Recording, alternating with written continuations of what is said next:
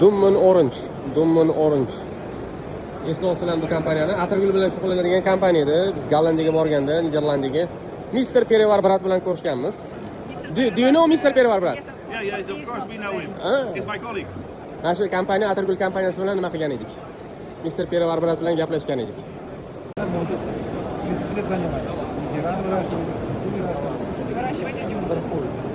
Niderland.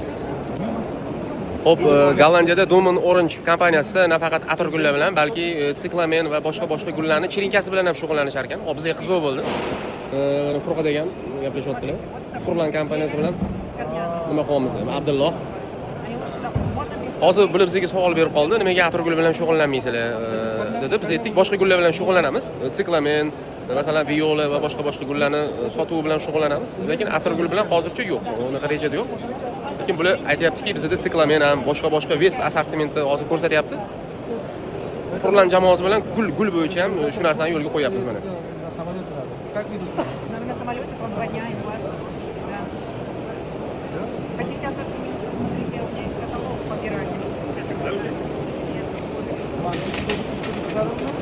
Qisqasi bularga hozir nimani qildim?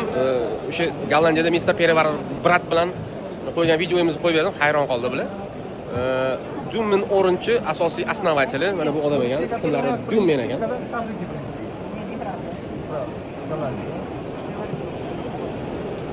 Mana Dummin Orange ves assortiment gullari.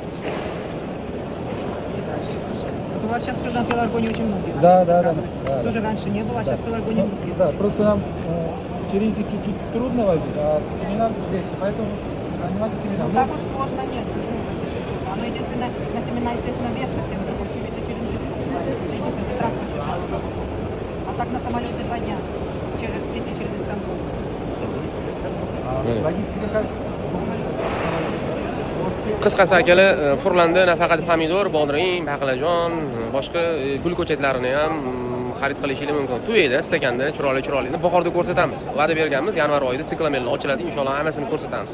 Zo'rlarni.